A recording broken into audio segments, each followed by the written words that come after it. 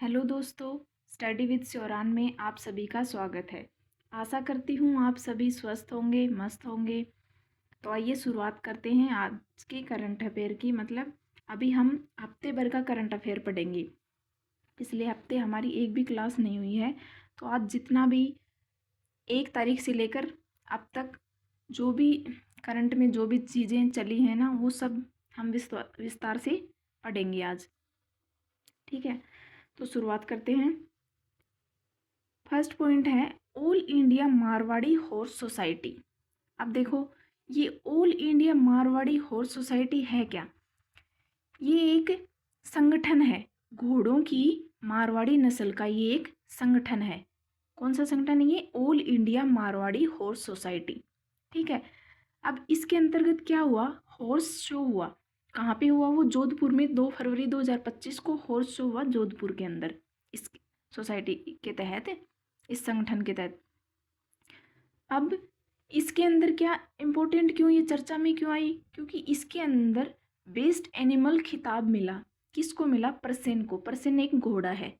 ठीक है, तो ये बात हुई all India Marwari horse society. ये एक संगठन था घोड़ों की नस्ल का। ठीक है, और इसके अंतर्गत क्या हुआ? बेस्ट एनिमल खिताब परसेन घोड़े को मिला है।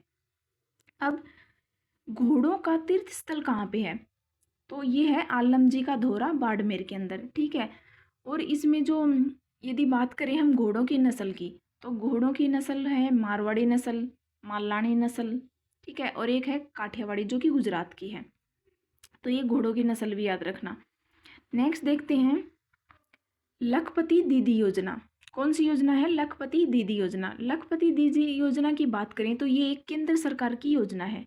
ठीक है, और इसकी शुरुआत 15 अगस्त 2023 को हुई थी। इसमें महिलाओं की उम्र जो ली गई है वो है 18 से 50 वर्ष। 18 से 50 वर्ष की महिलाएं इस योजना की भागीदार होंगी।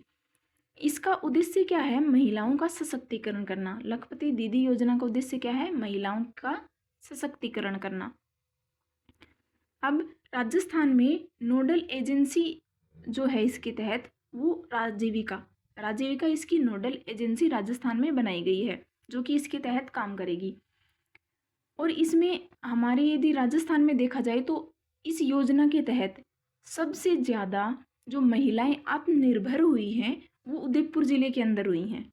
तो सबसे ज़्यादा आत्मनिर्भर बनाने में, महिलाओं को आत्मनिर्भर बनाने में कौन सा ज़िला भागीदार रहा है सबसे ज़्यादा महिलाओं को? तो वो रहा है उदयपुर। ठीक है, नेक्स्ट पॉइंट है राजस्थान विधि विरुद्ध धर्म सह परिवर्तन प्रतिषेध विधेयक 2025। अब ये क्या है?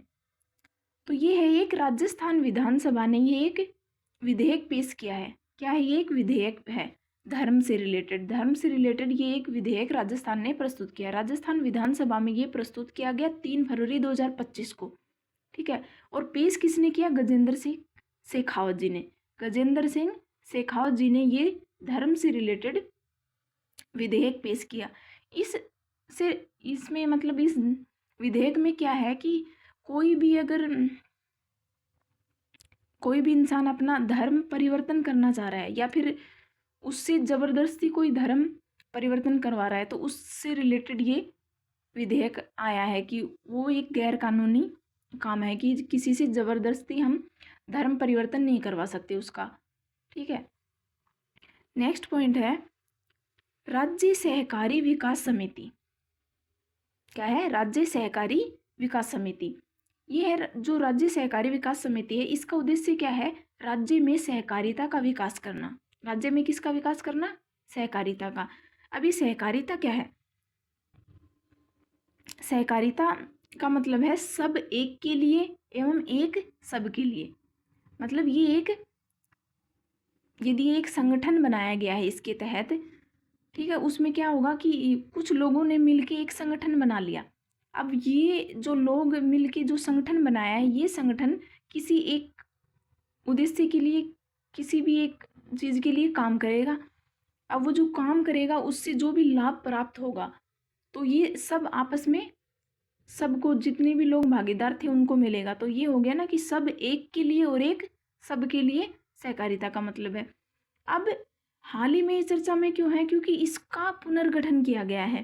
पुनर्गठन के तहत इसका जो अध्यक्ष बनाया गया है वो हमारे जो मुख्य सचिव हैं, राजस्थान के मुख्य सचिव सुधांश पंत, उनको अध्यक्ष बना दिया गया है। किसका? राज्य सहकारी विकास समिति का अध्यक्ष किसको बनाया गया? सुधांश पंत को।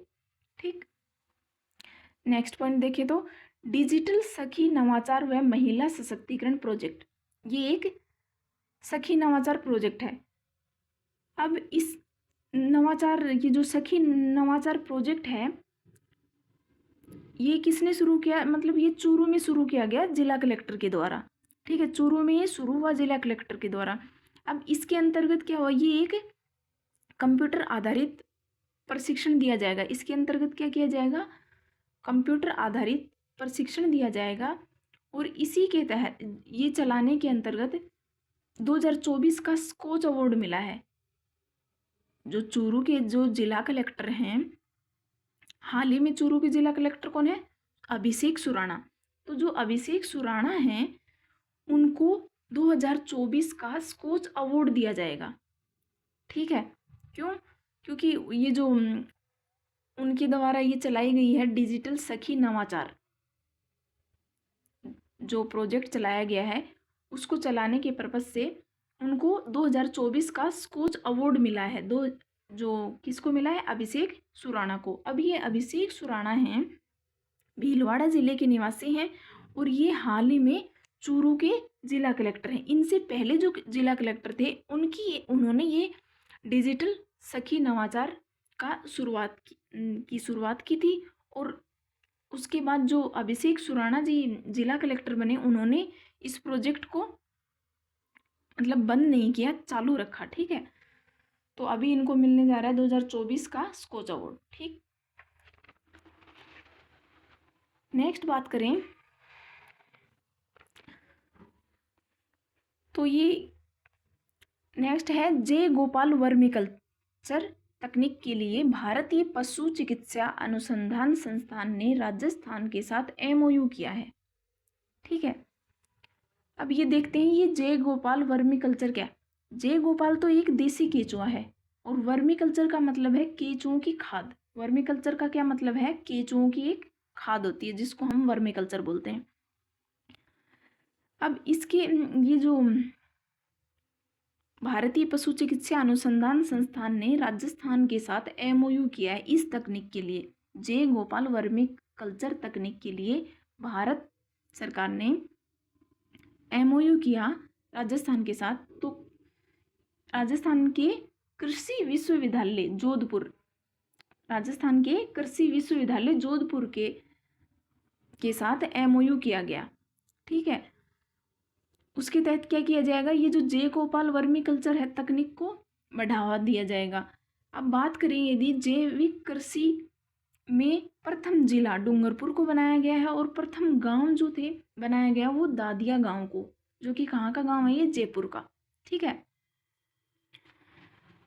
नेक्स्ट देखिए तो क्या पॉइंट है कि ये एक पर्यटन का पॉइंट है। अब पर्यटन से संबंधित क्या है कि जो नागौर जिला है, नागौर जिले में पशु मेले का आयोजन किया गया अभी 3 से 6 फरवरी तक। ठीक है, अब उसमें क्या हुआ? ये जो मतलब अभी नागौर जिले में क्या 3 से 6 फरवरी तक पशु मेला का आयोजन हुआ।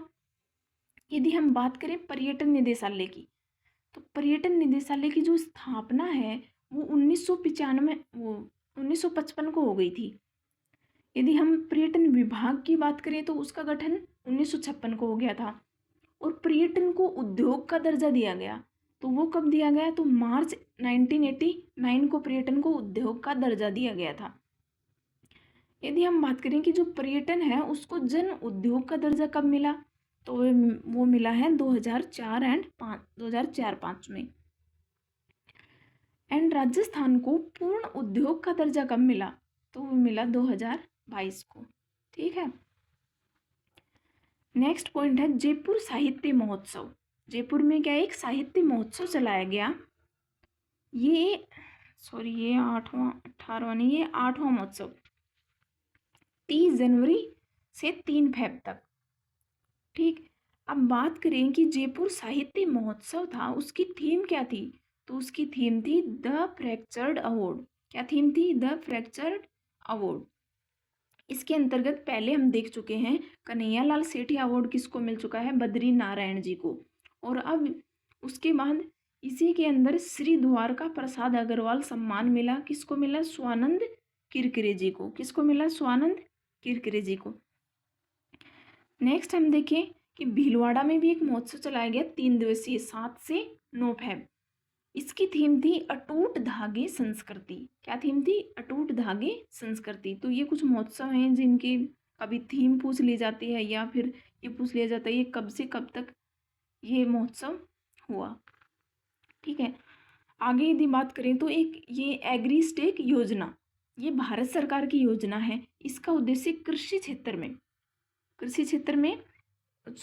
क्षेत्र को क्या करना है? डिजिटल बनाना है। कृषि क्षेत्र से संबंधित ये एक एग्री मतलब एग्रीकल्चर से रिलेटेड है। तो कृषि क्षेत्र से को क्या करना है? डिजिटल बनाना है, मतलब ऑनलाइन सब काम हो जाए ताकि लोगों को क्या असुविधा ना हो। ऑनलाइन ज़्यादा सुविधा मिल जाती है ना, काम हुआ फटाफट ऑनलाइन चढ़ गया सारा काम जल्दी से, मतलब किसानों तक अपनी जो भी उनके बीजों से संबंधित जो भी बात है, उनकी फसल से संबंधित सारे का सारा उनको ऑनलाइन पता चलता रहे। अब ये जो योजना है इसकी शुरुआत 5 फरवरी से 31 मार्च तक, मतलब 5 फरवरी को ये शुरू हो गई और 5 फरवरी को ये योजना शुरू हो गई। उसके बाद इसके अंतर्गत क्या किया गया? फार्मर रजिस्ट्री अभियान चलाया गया है 5 फरवरी से 31 मार्च तक। इसके अंतर्गत एक जो किसान है उनको एक आईडी दी जाएगी, यूनिक आईडी, जिसमें कितने अंक होंगे? 11 अंक। कितने अंक होंगे? 11 अंक। और इसी योजना के तहत भारत सरकार ने एमओयू किया किसके साथ? माइक्रोसॉफ्ट कंपनी के साथ। किसके साथ एमओयू किया? माइक्रोसॉफ्ट के साथ। नेक्स्ट देखें तो प्रधानमंत्री फसल बीमा योजना, इसकी शुरुआत हुई 18 फरवरी 2016 को। ठीक है, इसी के तहत मेरी पॉलिसी मेरा हाथ अभियान क्या चलाया गया? मेरी पॉलिसी मेरा हाथ अभियान। अब ये कब से कब तक चलाया जा रहा है? तो ये है 5 फरवरी से 15 मार्च तक ये अभियान चलाया जा रहा है। और इसके अंतर्गत भी वही है कि ये जो एग्रीस्टेक योजना थी इसके अंतर्गत ये जो कैंप लगाए जाएंगे फार्मर रजिस्ट्री अभियान, मतलब लोग अपना जो भी पॉलिसी करवाएंगे इसी अभियान के तहत आ जाएंगे गाँव में, पॉलिसी करवाएंगे तो उनको मतलब जैसे ही उन्होंने पॉलिसी करवाई उसी के टाइम उनको सारे कागजात बना के मतलब ऑनलाइन चढ़ गया सारा सिस्टम और उनको मिल गया कि भाई हाँ पॉलिसी उनकी हो गई। ठीक है, नेक्स्ट पॉइंट देखें, पीएम सूर्य घर निःशुल्क बिजली योजना। क्या पॉइंट है? पीएम सूर्य घर निःशुल्क बिजली योजना। अब इस योजना का उद्देश्य क्या है? पहले तो ये देख लेते हैं ये योजना प्रारंभ कब हुई। तो ये योजना 15 फरवरी 2024 को प्रारंभ हो गई थी। ठीक है, अब ये जो योजना आई पीएम सूर्य घर निःशुल्क बिजली योजना, इसका उद्देश्य क्या था? इसका उद्देश्य था रूफटॉप सोलर सिस्टम को बढ़ावा देना, मतलब छतों के ऊपर जो सोलर प्लेट लगाई जा रही है उनको बढ़ावा देना है। ज़्यादा से ज़्यादा घरों में छतों के ऊपर सोलर प्लेट लगाई जा सके। ठीक है, ताकि जो बिजली की जो आपूर्ति है वो ज़्यादा हो सके, क्योंकि खपत भी ज़्यादा है। जो खपत है उसके अंतर्गत बिजली ज़्यादा से ज़्यादा पहुंच सके और जो बिल आ रहा है यूनिट के अनुसार वो यूनिट जो हमारी सस्ती हो सके। ठीक है, इसके तहत ये जो योजना चलाई जा रही है उसके तहत सरकार ने मतलब 300 यूनिट फ्री की भी कर सकते हैं। ठीक, अब इसी योजना के तहत एक एमओयू साइन किया गया किसके साथ? टाटा पावर रिन्यूएबल एनर्जी के साथ। ठीक है, टाटा पावर रिन्यूएबल एनर्जी के साथ एमओयू किया गया। अब जैसे ही इस टाटा पावर रिन्यूएबल एनर्जी के साथ एमओयू किया गया है उसके बाद ये जो योजना है इसमें जो भागीदार होंगे वो कौन कौन होंगे? तो राजस्थान की जो तीनों विद्युत वितरण कंपनियां हैं ना, जिसको बोलते हैं डिस्कॉम, वो तीनों कंपनियां और ये जो जिसके साथ एमओयू किया गया टाटा पावर रिन्यूएबल एनर्जी, इन चारों की भागीदारी होगी इस योजना के अंदर। ये चारों मिलके काम करेंगी इस योजना के ऊपर, पीएम सूर्य घर निःशुल्क बिजली योजना, और ये योजना केंद्र सरकार की है। अब राजस्थान में क्या किया जा रहा है, इसके अंतर्गत 5 लाख घरों को शामिल किया गया। ठीक है, 5 लाख घरों को शामिल किया जाएगा। ये इस राजस्थान में 5 लाख घरों को शामिल किया जाएगा। नेक्स्ट पॉइंट है, हम अभी जो एक फेब को जो केंद्रीय बजट पेश किया गया है 2025-26 का, उसकी बात करेंगे। कुछ पॉइंट पढ़ लेते हैं उससे संबंधित जो हमारे राजस्थान से रिलेट करते हैं। ठीक है, तो देखते हैं कि ये जो बजट पेश हुआ ये 1 फरवरी 2025 को पेश किया गया। हमारी जो वित्त मंत्री हैं निर्मला सीतारमण जी, इनके द्वारा ये बजट पेश किया गया है। ठीक,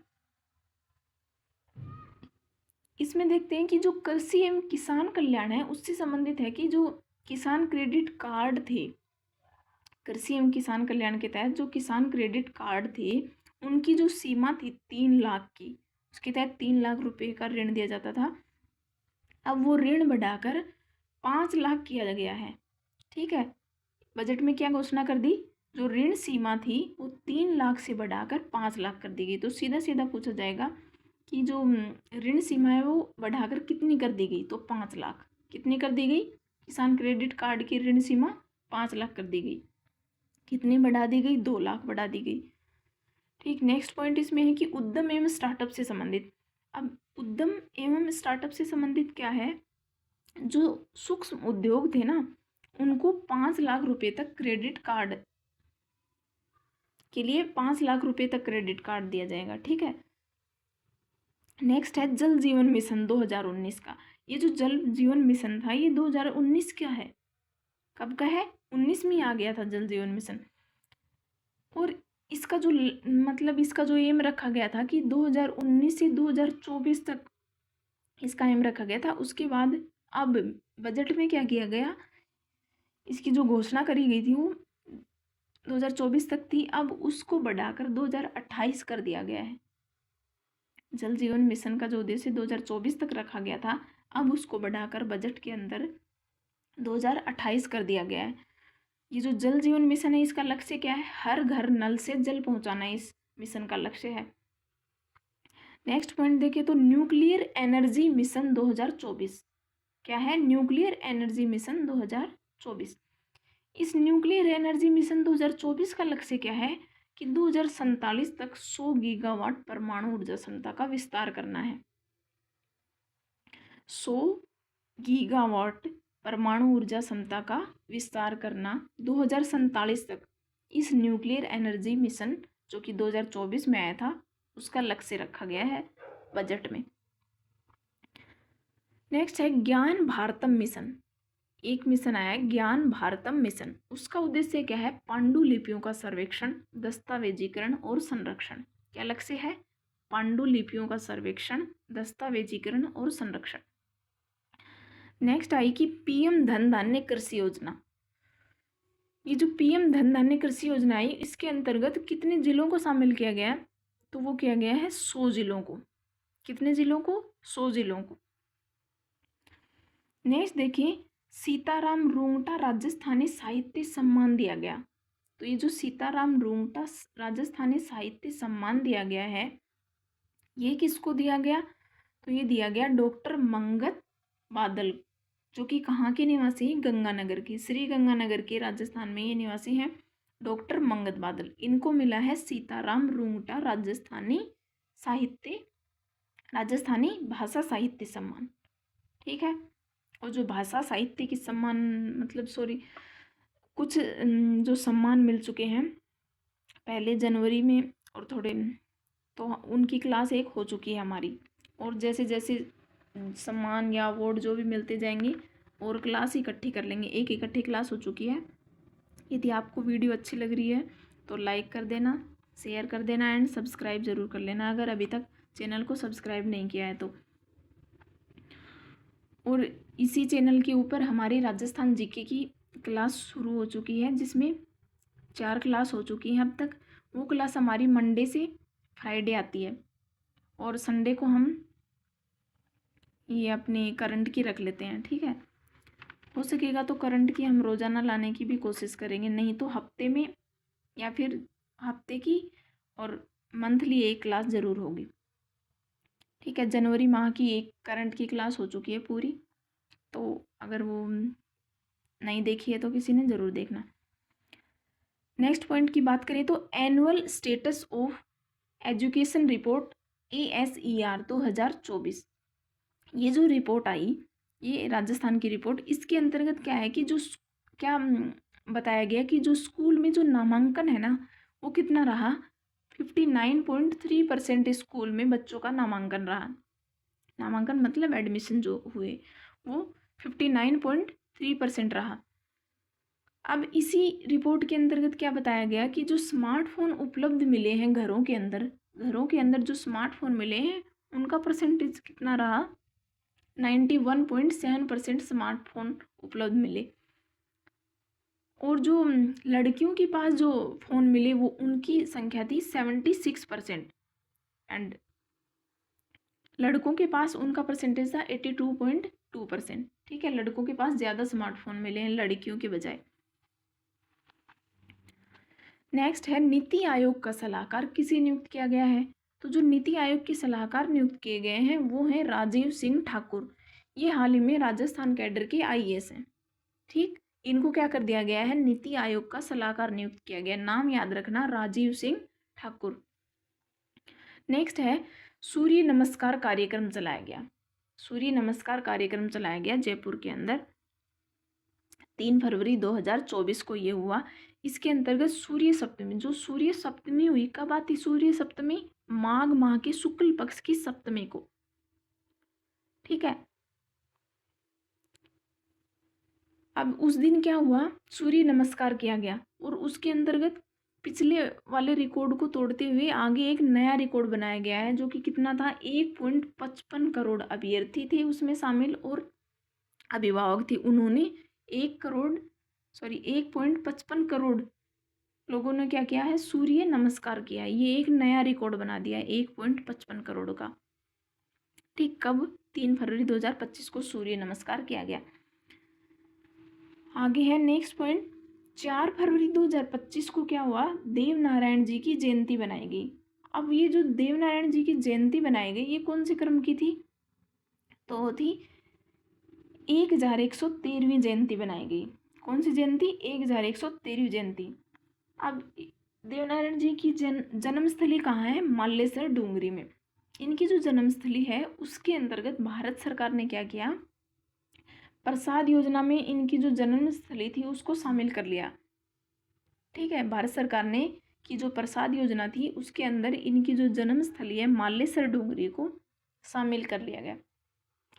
आपको पता होगा जो ये प्रसाद योजना आई थी भारत सरकार की, ये 2014-15 में आ गई थी। कब शुरू हो गई थी ये, 2014-15 में। नेक्स्ट है नेवा सेवा केंद्र। नेवा सेवा केंद्र का उद्घाटन किया गया है 3 फरवरी 2024 को। नेवा की फुल फॉर्म क्या है, नेशनल ई विधानसभा एप्लीकेशन। नेशनल ई विधानसभा एप्लीकेशन इसकी फुल फॉर्म है। इसका उद्देश्य क्या है, राजस्थान की जो विधानसभा की कार्य प्रणाली है उसको डिजिटल करना, ठीक है, पेपरलेस बना देना, सारा काम डिजिटल हो जाए। तो ये उस नेवा सेवा केंद्र का उद्देश्य है, ठीक है। ये कब इसका उद्घाटन किया गया, तो वो किया गया 3 फरवरी 2025 को। नेक्स्ट है Rajasthan textile and apparel policy 2025। क्या है, Rajasthan textile and apparel policy 2025। इस पॉलिसी का क्या लक्ष्य है, राजस्थान को ग्लोबल मैन्युफैक्चरिंग हब बनाना। क्या बनाना, ग्लोबल मैन्युफैक्चरिंग हब। और इसका जो उद्देश्य है वो है वस्त्र व परिधान क्षेत्र का सतत व समग्र विकास करना। वस्त्र व परिधान क्षेत्र का सतत व समग्र विकास करना इसका उद्देश्य है, ठीक। नेक्स्ट पॉलिसी आई कि एक राजस्थान डेटा सेंटर पॉलिसी 2025। ये कौन सी पॉलिसी थी, राजस्थान डेटा सेंटर पॉलिसी 2025। इसके अंदर क्या हुआ, निजी क्षेत्र के में जो डेटा सेंटर हैं उनकी स्थापना को प्रोत्साहन मिलेगा। ये जो पॉलिसी लाई गई इसके अंतर्गत क्या होगा, जो निजी क्षेत्र के जितने भी डेटा सेंटर हैं उनकी स्थापना में प्रोत्साहन मिलेगा, मतलब वो ज़्यादा से ज़्यादा स्थापित किए जाएंगे इस पॉलिसी के अंतर्गत। नेक्स्ट पॉइंट है राजस्थान लॉजिस्टिक्स पॉलिसी 2025। अभी जो राजस्थान लॉजिस्टिक पॉलिसी 2025 है, इसका उद्देश्य औद्योगिक विकास को प्रोत्साहन एंड लॉजिस्टिक्स लागत में कमी। ठीक, क्या है इसका उद्देश्य? लॉजिस्टिक पॉलिसी का उद्देश्य क्या है? औद्योगिक विकास को प्रोत्साहन देना एंड लॉजिस्टिक लागत में कमी लाना। ठीक है, कि उद्योगों का क्या करना है? विकास करना है ज़्यादा से ज़्यादा। ये तो हुई आज की हमारी करंट अफेयर। इससे रिलेटेड अभी और बात करेंगे। जो हाल ही में 38वें राष्ट्रीय खेल चल रहे हैं, कहाँ पे चल रहे हैं? उत्तराखंड के अंदर। वो जो हमारे 38वें राष्ट्रीय खेल चल रहे हैं उसके अंतर्गत हमारे राजस्थान ने भी भाग लिया है। और जो उसके अंदर क्या हो रहे हैं, 32 विभिन्न प्रकार के गेम शामिल किए गए हैं। अब उसके अंदर हमारे जो राजस्थान की टीमें गई हुई हैं उन्होंने वो क्या कर रही हैं? मेडल प्राप्त कर रही हैं। अब यदि हम उसकी बात करें, अभी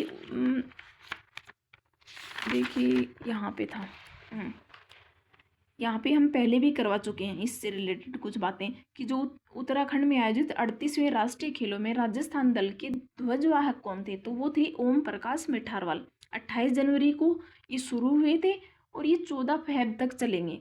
ये जो राष्ट्रीय खेल है 38वें, ये 28 जनवरी को शुरू हुए थे, 14 फेब तक ये चलेंगे। इनके जो ध्वजवाहक ओम प्रकाश मिठारवाल हैं, इनको 2022 में अर्जुन पुरस्कार भी मिल चुका है। ठीक है, अब यदि बात करें हम इससे रिलेटेड, जो 38वें राष्ट्रीय खेल चल रहे हैं उसमें क्या है, अभी तक हमने देखा कि जो राजस्थान की जो मोहना जाट हैं साइकिलिंग से, उन्होंने भी पदक जीत लिया है। तो जो मोहना जाट हैं वो साइकिलिंग से उन्होंने पहला पदक जीता था इस गेम में। और उसके बाद हरचरण सिंह नाहटा ने गोल्ड मेडल जीत लिया है वेट लिफ्टिंग में। क्या जीत लिया है? गोल्ड मेडल वेट लिफ्टिंग के अंदर। और यदि बात करें इस 38वें राष्ट्रीय खेल में बैडमिंटन के अंदर भी ब्रोंज मेडल जीता जा चुका है। अभी वुशु टीम ने 11 पदक जीते हैं, गोल्ड जीते हैं 4, तो 1 रजत 6 कांसे। ये जो 38वें राष्ट्रीय खेल है इनकी हम अलग से, जब ये 14 तारीख तक पूरे संपन्न हो जाएंगे, पूरे खेल का आयोजन पूरा हो जाएगा, तब हम इसकी डिटेल में बात करेंगे किसने कौन सा पदक, एक क्लास अलग से ले आएंगे। अभी बार बार उनको अलग अलग लिखने का कोई मतलब नहीं है। इकट्ठी क्लास लेंगे तो आप जिसको भी नोट्स बनाने हैं उसी एक क्लास से बना लेना। अभी सुन लो कि क्या चल रहा है। यदि हम बात करें तैराकी, जिसको कैकिंग गेम बोलते हैं, उसमें स्वर्ण पदक किसने जीता? प्रद्युमन सिंह राठौड़ ने, जिन्होंने 149.729 सेकेंड का रिकॉर्ड बनाया है। और साइकिलिंग टीम ने एक और मेडल जीता। अभी तो जो साइकिलिंग में मोहना जाट ने मेडल जीत लिया, साइकिलिंग टीम में सिल्वर मेडल जीता गया। ठीक, जो टीम में सिल्वर मेडल जीता उसके अंतर्गत मुकेश कसवा थे, महेंद्र, देवेंद्र, अजयपाल, ये जो 4 लोग थे। तीरंदाजी की बात करें तो 2 पदक जीते जा चुके हैं अभी तक 38वें राष्ट्रीय खेलों में। तीरंदाजी में 2 पदक जीते जा चुके हैं। वो जो 2 पदक हैं वो एक तो गोल्ड है तीरंदाजी के अंदर और दूसरा है कांस्य पदक। अभी तक तीरंदाजी में 2 पदक आ चुके हैं, गोल्ड मेडल एंड कांस्य मेडल। अब जो गोल्ड मेडल जीता जा चुका है वो पुरुष व्यक्तिगत कंपाउंड स्पर्धा में जीता गया। पुरुष व्यक्तिगत कंपाउंड स्पर्धा में गोल्ड मेडल जीता गया 38वें राष्ट्रीय खेलों में। हमारे राजस्थान टीम ने व्यक्तिगत रूप से गोल्ड जीता। यदि टीम में बात करें, इसी तीरंदाजी की कंपाउंड टीम स्पर्धा में कांस्य पदक जीता गया। ठीक है, तो जो टीम थी, ये जो व्यक्ति वाला जो जीता वो तो रजत चौहान ने जीता गोल्ड मेडल। गोल्ड मेडल तीरंदाजी में किसने जीता है? तो बोलेंगे रजत चौहान ने।